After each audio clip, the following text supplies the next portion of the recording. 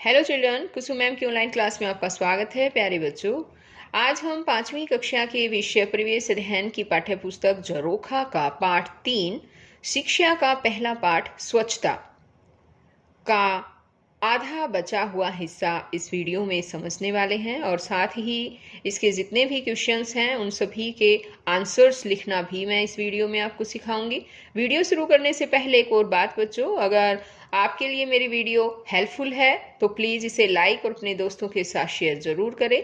और अगर आप मेरे चैनल पर अभी तक नए हैं तो प्लीज़ मेरे चैनल ऑनलाइन स्टडी हब को सब्सक्राइब भी करें और साथ में दिए बेल आइकन को ज़रूर प्रेस करें ताकि आगे से जो भी मैं वीडियो डालूं और आपके सिलेबस की वीडियो हो तो वो आपके पास सबसे पहले पहुंच सके। Let's start. पेज 19, चर्चा करो। कोई भी काम छोटा या बड़ा नहीं होता, तो इस बात पर हमें चर्चा करनी है बच्चों। तो मुझे बताइए, क्या कोई काम छोटा या बड़ा होता है? नहीं, ये बात बिल्कुल सच है बच्चों कि कोई भी काम छोटा बड़ा नहीं होता। और ये भी बात सच है कि भगवान ने किसी भी काम को छोटा या बड़ा नहीं बनाया है। ये तो हम लोगों की सोच है। सोच जो है वो कामों को छोटा और बड़ा बना देती है। कोई भी व्यक्ति कोई भी काम कर सकता है, इसलिए हमें कामों के छोटे या बड़े होने पर अपने विचार, अपने सवाल नहीं उठाने चाहिए। हमें जो भी काम मिले हमें उस काम को झट से कर देना चाहिए। ये नहीं देखना चाहिए कि वो छोटा है या बड़ा। नेक्स्ट क्वेश्चन देखिए, शौचालय, नालियां और सीवर साफ करने के काम को तुम कैसा समझते हो और क्यों? तो बताइए बच्चों, शौचालय, नाली और सीवर साफ करने का जो काम होता है उसको तुम कैसा समझते हो? तो अधिकतर लोग जो है बच्चों, आमतौर पर कुछ लोग शौचालय, नालियां और सीवर साफ करने के काम को अच्छा काम नहीं मानते, वो उसको छोटा काम मानते हैं, है ना। क्योंकि इस काम में जो है वो गंदगी होती है, गंदगी से निपटना पड़ता है। लेकिन बच्चों, ये काम बहुत महत्वपूर्ण काम है और यदि ये काम ठीक ढंग से ना किया जाए, ये काम ना किया जाए तो हमें बीमारियों का सामना भी करना पड़ सकता है और अलग अलग प्रकार की कई तरह की बीमारियां जो है वो लोगों को लग सकती हैं। तो शौचालय, नालियां और सीवर साफ करने का काम जो है वो एक महत्वपूर्ण काम होता है। आगे देखिए, अपना काम सबका काम। अब यहाँ पर देखो, अपना काम सबका काम में कुछ पिक्चर्स दे रखी है। ये पिक्चर बताइए, ये कहाँ का सीन नजर आ रहा है आपको? ये एक स्कूल में एक क्लास का सीन है ना। और उसमें यहाँ पर देखो, ये अध्यापिका खड़ी है और यहाँ बच्चे अपने रूम में बैठे हुए हैं और ये आपस में बातें कर रहे हैं। और यहाँ पर देखो, एक लड़की खड़ी हुई दिखा रखी है। हो सकता है कि इनकी अध्यापिका ने कुछ क्वेश्चन पूछे हों और ये उनका जवाब दे रही है ना। और ये बताइए, ये क्या है? ये है बच्चों शौचालय, सुलभ शौचालय। और यहाँ पर देखो, इस पिक को बताओ, इसमें क्या है? किस चीज का सीन है ये बताओ? यहाँ पर बसें खड़ी है ना। इसका मतलब है ये एक बस स्टैंड है ना। और यहाँ पर देखो, कूड़ा कचरा भी गिरा रखा है। इससे भी हमें क्या सीख मिलती है कि हमें ये सब नहीं करना चाहिए। अगर हमारे पास कुछ, जैसे हम वहाँ बस स्टैंड पर भी कुछ खाते हैं, रैपर्स वगैरह हो जाते हैं, तो वो हमें डस्टबिन में डालना चाहिए। वहाँ बस स्टैंड पर भी एक डस्टबिन रखा होता है और हमें जो कूड़ा करकट है वो डस्टबिन में डालना चाहिए, इधर उधर नहीं बिखेरना चाहिए। अब यहाँ पर देखिए, ये सीन बताइए किस चीज़ का नज़र आ रहा है? ये एक गली का सीन है ना। किसी मोहल्ले की गली है ये, उसका सीन है। अब यहाँ पर देखिए, ये बताइए, ये सड़क का सीन है और सड़क के किनारे पर देखिए बच्चों, कितना सारा मलबा, कितना सारा कूड़ा जो है वो गिरा रखा है ना। और इस तरह से हमें बिल्कुल भी नहीं करना चाहिए। अब यहाँ पर देखो, इससे आधारित कुछ क्वेश्चंस हैं, यहाँ देखो और लिखो में। अब इनके आंसर आपको देने हैं। तो सबसे पहला ये जो क्वेश्चन है इसमें है कि इनमें से किस स्थान की सफाई तुम खुद करते हो? तो बताना है बच्चों। यहाँ जो ऊपर चित्र दिए गए हैं, इन चित्रों में से अभी जो मैंने चित्र समझाए थे आपको, तो उन चित्रों को आपको अपनी बुक में भी ध्यान से देखना है और मुझे बताओ कि आप सफाई कौन सी जो है, किस स्थान की सफाई खुद कर सकते हो? पता है? कक्षा कक्ष की, है ना। कक्षा कक्ष की तो हम खुद कर सकते हैं कि अगर वहाँ पर हम कचरा ही ना बिखेरे, और वहाँ पर भी स्कूल में भी हमारा एक डस्टबिन होता है ना, हर क्लासेस में डस्टबिन मिलते हैं, तो हमें जितना भी कूड़ा कचरा है या किसी कॉपी के पेजेस फट गए हैं तो वो सब हमें डस्टबिन में डालने चाहिए। अब आगे है, किस किस स्थान की सफाई कोई और करता है। किस स्थान की सफाई और करता है बताओ। देखो, बस अड्डा है तो बस अड्डे की भी सफाई कोई और करता है ना। बस अड्डा, सुलभ शौचालय, गली, इनकी जो है सफाई वो कोई और करता है, ठीक है। और सड़क के किनारे ये भी कोई और करता है ना, सफाई कर्मचारी लगाए हुए होते हैं और वो करते हैं। अब आगे है, वे कौन से स्थान हैं जिनकी सफाई रखने में तुम मदद कर सकते हो, बताओ बच्चों। देखो, एक हम गली की सफाई जो है वो हम मदद कर सकते हैं कि गली में कुछ कूड़ा करकट ही ना फैलाएं, और सड़क के किनारे भी जो है हम कुछ कूड़ा करकट जो है ना गिराएं, तो वहाँ की भी सफाई रह सकती है अगर हम सभी ध्यान दे तो। एक बस अड्डे पर भी, जब हम बस अड्डे पर जाते हैं तो अगर हम वहाँ पर कुछ ना गिराएं तो उनकी सफाई हम रख सकते हैं। अब जैसे कि है गली, सड़क किनारे और बस अड्डा, इनकी सफाई में मदद कर सकते हैं। अस्पताल, पार्क, बस अड्डा आदि सार्वजनिक संपत्ति है, हमें इनकी साफ सफाई का भी ध्यान रखना चाहिए। पता चल गया ना बच्चों आपको, अस्पताल है, पार्क है, बस अड्डा है, ये सभी सार्वजनिक संपत्ति होती है और इसकी हमें साफ सफाई का बहुत ध्यान रखना चाहिए। एक यहाँ पर है सुलभ शौचालय। तो बच्चों, आपके घर में भी शौचालय होंगे, है ना। तो हमें शौच करने के लिए खुले में कभी भी नहीं जाना चाहिए, अपने घर वाले शौचालय में ही हमें शौच करनी चाहिए। और अगर हम खुले में शौच करेंगे तो इससे भी बहुत सारी ढेरों बीमारियां होने का खतरा हो सकता है। इसलिए मेरी सभी बच्चों से ये विनती है कि कोई भी खुले में शौच ना करें और अपने घर के शौचालय में ही जाएं। आगे है, देखिए, स्वच्छता का पाठ। बात उन दिनों की है जब गांधी जी बिहार के चंपारण नामक स्थान पर थे। उन्होंने स्वयं सेवकों से आसपास के गांव में स्कूल खोलने व चलाने को कहा। एक दिन गांधी जी ने कस्तूरबा से कहा, तुम भी बच्चों के लिए स्कूल क्यों नहीं खोल लेती। बा बोली, मैं यहाँ स्कूल खोलकर क्या करूँगी, क्या मैं उन्हें गुजराती में पढ़ाऊँ। मैं उनकी भाषा नहीं जानती समझती, मैं तो उनसे बात तक नहीं कर सकती। गांधी जी ने कहा, किसी भी बच्चे की शिक्षा का पहला पाठ स्वच्छता का है। तुम बच्चों की आँखों और दांतों की जांच करो, उन्हें नहलाओ, बच्चों में स्वच्छता की आदतें डालो। यह शिक्षा किसी भी शिक्षा से कम महत्वपूर्ण नहीं है। तुम आज से ही अपना काम शुरू कर दो। इस तरह बा ने पहले पाठ के रूप में स्वच्छता का पाठ पढ़ाते हुए अपना स्कूल आरंभ किया।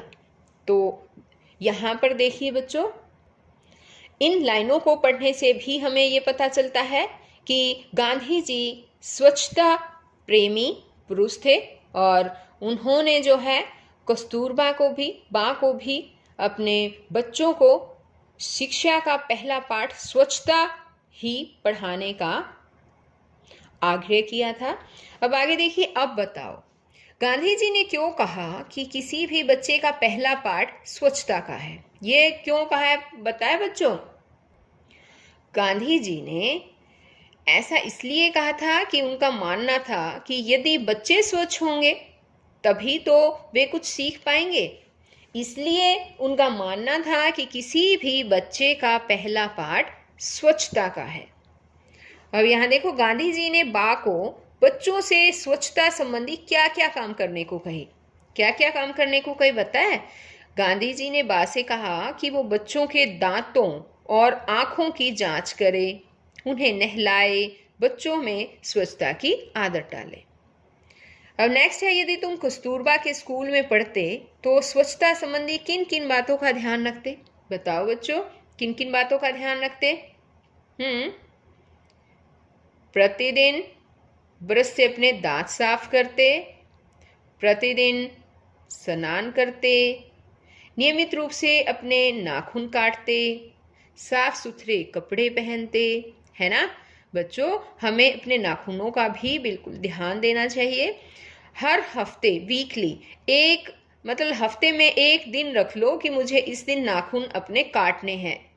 तो जैसे कि आप उसके लिए संडे चूज कर सकते हैं कि संडे को आप अपने नेल्स काटोगे, ठीक है। और जब भी संडे आए आपको सुबह ही ये याद रखना है कि आज संडे है, आपको अपने नेल्स काटने हैं। तो ये काम जरूरी करना है बच्चों आपको। अगर नेल्स नहीं काटेंगे तो भी बहुत सारी बीमारियां जो है हमारे अंदर, शरीर के अंदर प्रवेश कर जाएगी। आगे है कक्षा की सफाई। हमारी अध्यापिका जी ने बताया कि स्वस्थ रहने के लिए शरीर व पास पड़ोस की साफ सफाई बहुत आवश्यक है। अगर हमारे घर, पड़ोस, गांव या शहर में सफाई न रहे तो कई बीमारियां फैल सकती हैं। हम सब ने मिलकर अपनी कक्षा की सफाई की। सीमा ने झाड़ू लगाई, नीलम, आरती और साजिद ने झाड़न से डेस्क और बेंच साफ किए। तो अब देखिए बच्चों, सबसे पहले तो आप इस पिक को देखिए। यहां पर क्या हो रहा है बताओ? बच्चे अपने कक्षा कक्ष की सफाई कर रहे हैं, है ना। और इसे इस तरह से कक्षा कक्ष की सफाई करके भी हम कई तरह की बीमारियों से बच सकते हैं। अब यहाँ देखो कि नीलम, आरती और साजिद ने झाड़न से डेस्क और बेंच साफ किए। राहुल, दीपक और अमरजीत ने बाहर रखे कूड़ेदान में कूड़ा डाला। हमारी अध्यापिका जी ने छत पर व कोनों में लगे जाले उतारे।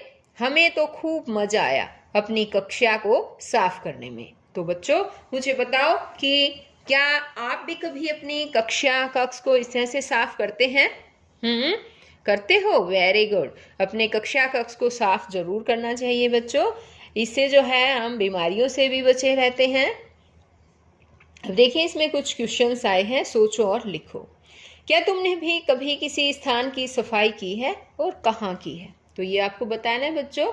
बताओ कि कहाँ की सफाई की है। इसका आंसर आपको खुद देना है कि हाँ मैं अपने अध्ययन कक्ष की सफाई करता हूँ, या मैं अपने सोने वाले रूम की जो है जिसमें मैं सोता हूँ, बेडरूम, उसकी सफाई करता हूँ। इससे इसका आंसर आपको खुद देना और अपनी कॉपी में लिखना भी है। आगे, क्या तुम कूड़े के लिए कूड़ेदान का प्रयोग करते हो? हाँ, मैं कूड़ा डालने के लिए कूड़ेदान का प्रयोग करता हूँ, इससे आप लिख सकते हो। और अगर नहीं भी करते हो ना बच्चों, तो भी कूड़ेदान का प्रयोग करने लग जाओ, क्योंकि कूड़ा जो है वो हमेशा कूड़ेदान में ही डालना चाहिए। आगे, क्या तुम्हारी बस्ती या मोहल्ले में कोई सफाई करने वाला आता है? वह कचरे को किस तरह इकट्ठा करता है? हाँ, हमारी बस्ती में सफाई करने वाला आता है।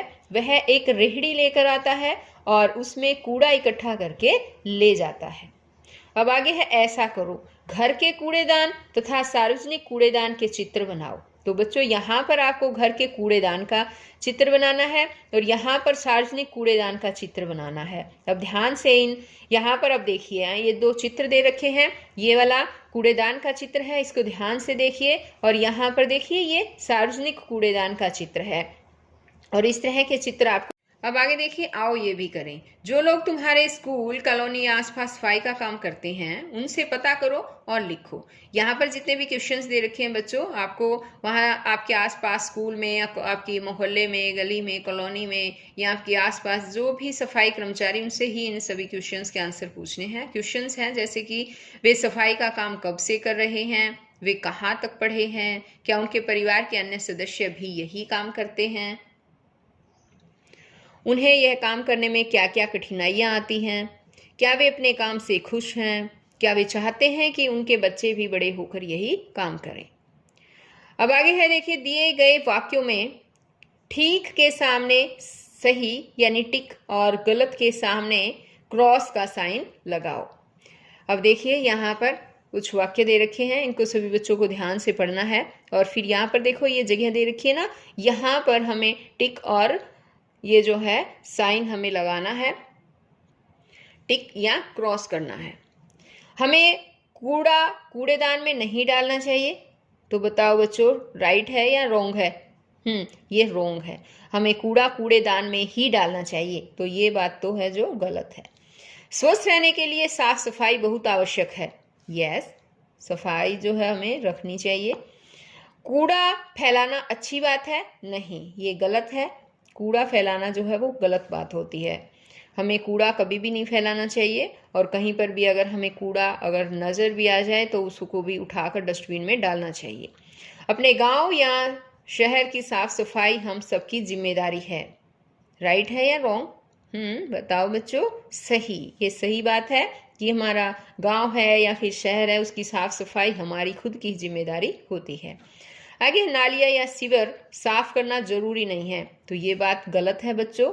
नालियों को और सीवर को हमेशा साफ रखना चाहिए। अगर नालियों को हम साफ नहीं रखते हैं और एक जगह पानी भी इकट्ठा हो जाता है तो वहाँ पर ढेरों मच्छर हो जाएंगे, मक्खियाँ हो जाएंगी, और जो बीमारियाँ फैलाने में काफ़ी हेल्पफुल होती हैं। आगे है कुछ महापुरुषों के जीवन से संबंधित प्रेरक प्रसंग पढ़ो। कोई 2 प्रसंग अपनी कॉपी में लिखो। तो यहाँ पर बच्चों आपको महापुरुषों के जीवन से संबंधित प्रेरक प्रसंग कहा इसने पढ़ने के लिए। जैसे इस पाठ में हमने पढ़ा था, किसके बारे में पढ़ा था बताओ? गांधी जी के बारे में और भीमराव अंबेडकर, बाबा भीमराव अंबेडकर के बारे में हमने प्रसंग पढ़े थे। उनकी लाइनें भी आप जो है यहाँ पर लिख सकते हैं। जैसे भीमराव अंबेडकर के बारे में आप लिख सकते हैं कि वह एक महान समाज सुधारक थे। उनका जन्म 14 अप्रैल 1891 को मध्य प्रदेश के मऊ नामक स्थान पर हुआ था। वे स्वतंत्र भारत के प्रथम कानून मंत्री थे। उनकी अगुवाई में ही भारतीय संविधान का निर्माण हुआ था, और उन्होंने दलितों, मजदूरों और महिलाओं के उद्धार के लिए अनेक महत्वपूर्ण कार्य किए। इसी तरह से है महात्मा गांधी के विषय में भी आप लिख सकते हैं। जैसे हमने पीछे पढ़ा था वही सब बातें लिखनी है कि मोहनदास करमचंद गांधी का जन्म 2 अक्टूबर 1869 को गुजरात के पोरबंदर नामक स्थान पर हुआ। वे सत्य और अहिंसा के पुजारी थे। वे कभी झूठ नहीं बोलते थे, और स्वतंत्रता आंदोलन में भी उन्होंने अपना काफ़ी योगदान दिया था, और वो भी एक शिक्षा के क्षेत्र में और समाज और शिक्षा के क्षेत्र में उन्होंने बहुत महत्वपूर्ण कार्य किए थे, और सभी लोग उन्हें प्यार से बापू कहते थे। तो ये बात जो है बच्चों आपको खुद अपनी कॉपी में लिखनी है। मेरी बातों को ध्यान से सुन लेना, और सुनने के बाद आपको ये सब बातें लिखनी है। तो आपका ये एक सुलेख के तौर पर भी हो जाएगा, यानी कि आपका ये सुलेख तो नहीं कह सकते, इसको हम श्रुतलेख कह सकते हैं। सुनने से जो सुनने के बाद जब हम लिखते हैं ना, सुनकर, वही होता है श्रुतलेख। तो आपको ये श्रुतलेख हो जाएगा, इसको आपको जरूर लिखना है। आगे है स्वच्छ भारत अभियान से संबंधित कुछ तस्वीरें समाचार पत्रों से काटकर सचित्र परियोजना तैयार करो। तो अब यहाँ पर ये काम आपको खुद करना है बच्चों। आपको समाचार पत्र में यानी कि अखबार में इनकी स्वच्छ भारत अभियान से कुछ तस्वीरें मिलेंगी, तो उनको काटकर एक परियोजना आपको तैयार करनी है। आगे दिए गए स्थान पर स्वच्छ भारत अभियान का लोगो यानी कि चिन्ह बनाओ। तो आपको पता है बच्चों, स्वच्छ भारत अभियान का एक लोगो है, और क्या है वो लोगो, ये देखिए। अब यहाँ पर आपको दिखाई दे रहा होगा क्या लिख रखा है, स्वच्छ भारत, एक कदम स्वच्छता की ओर, है ना। और ये लोगो जो है वो स्वच्छ भारत अभियान का लोगो है। लोगो होता है चिन्ह, ठीक है, समझ गए ना। तो बच्चों आपको ये लोगो अपनी यहाँ पर दिए गए स्थान पर अपनी बुक में बनाना है। तो बच्चों आज इस वीडियो में केवल इतना ही। नेक्स्ट वीडियो में मैं आपके लिए और नया चैप्टर लेकर आऊँगी। वीडियो को शुरू से लेकर अंत तक जरूर देखें, ताकि आपको अच्छी तरह से सभी क्वेश्चंस के आंसर भी आ जाएं, और आप इसी तरह से अच्छे तरीके से पढ़ते रहें, आगे बढ़ते रहें। तो बच्चों फिर मिलते हैं एक नई वीडियो में, तब तक के लिए बाय बच्चों।